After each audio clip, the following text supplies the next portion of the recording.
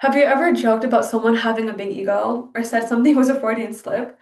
Well, these are common everyday expressions that can be traced back to one man, Sigmund Freud, who was a very famous psychologist and even kind of known as the father of psychoanalysis. So, even if you've never taken a psychology class, Freud's ideas still can impact you and influence your everyday life. As college kids, life can get very stressful and anxiety inducing, but Freud helped create a lot of therapy techniques that can greatly help reduce anxiety and understand some hidden conflicts you might have within yourself. As a psychology major, I've studied a lot of Freud and his research, and I personally believe that his influence is still relevant today, especially for students who are struggling with mental health. So, by exploring Freud's early life and what drove him, some of his major contributions to psychology, and how his contributions continue to shape therapy and culture, we can see how his work kind of laid the foundations for modern counseling and therapy techniques. So, first, I'll talk about his early life and what kind of drove him to want to go into the field of psychology. Then, I'll talk about some of his major contributions to the field of psychology.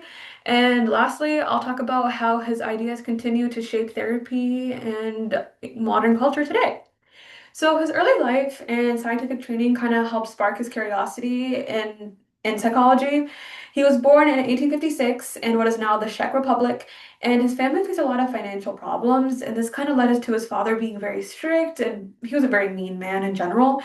But on the other hand, his mom was very nice and supportive and warm. So this stark difference kind of drove Freud to explore family dynamics and why people are the way they are. According to the Encyclopedia Britannica 2025, these early experiences kind of drove him to explore inner conflict. So he went on to study medicine at the University of Vienna, where he specialized in neurology. And over there, during his training, he saw a lot of patients who had physical symptoms but didn't have any diagnosis because doctors didn't know what was going on with them. At that time, psychology was not very implemented in medical practices.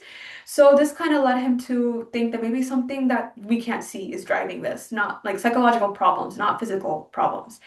And this was kind of further emphasized when he went on to study in Paris under Jean Martin Charcot, who was a psychologist using hypnosis to treat mental disorders. And the Britannica explains that that work kind of convinced Freud that the unconscious mind and mental processes drive a lot of human behavior, and they're very powerful. And this kind of inspired him to explore the question, what's really going on beneath our conscious awareness? So, building on this curiosity, he went on to develop a bunch of theories and treatments that would completely transform how we understand the human mind today. So he transformed psychology specifically through his theory of unconscious mind and the creation of psychoanalysis.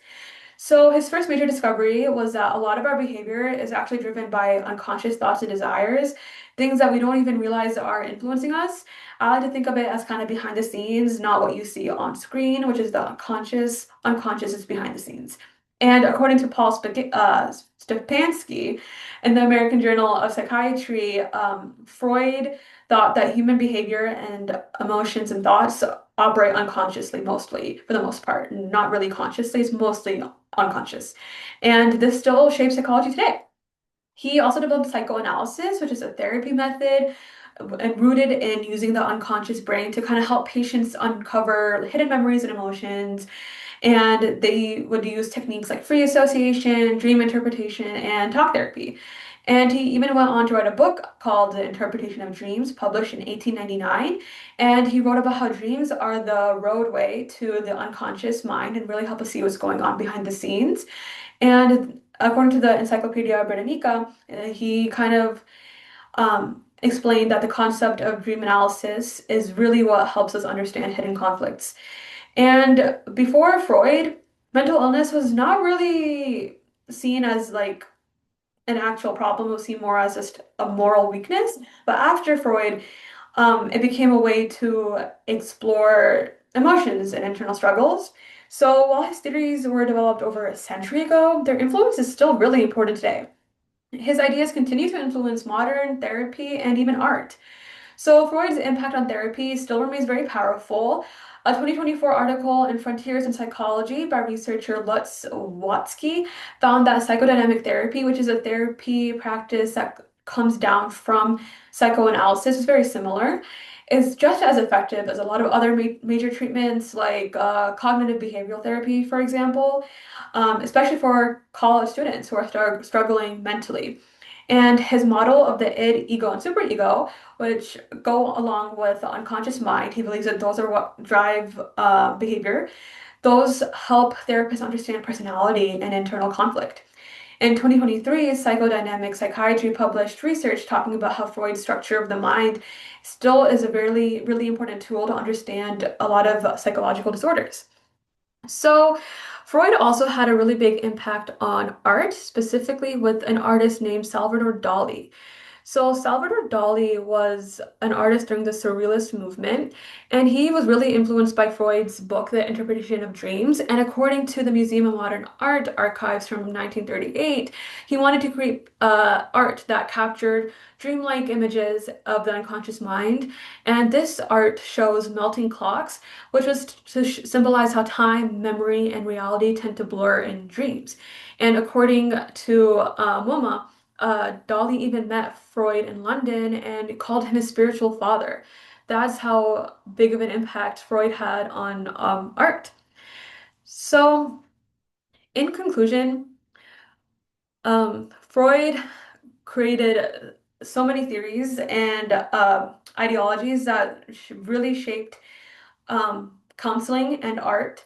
And so I first explained Freud's early life, then I discussed his contributions to psychology, and lastly, I talked about his lasting influence, the lasting influence his ideas had on psychology.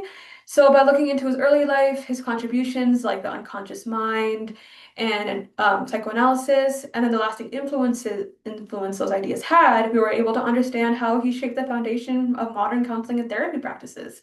So whether we agree with all of his ideas or not, Freud permanently changed the way we understand the human mind, and the influence is still felt today.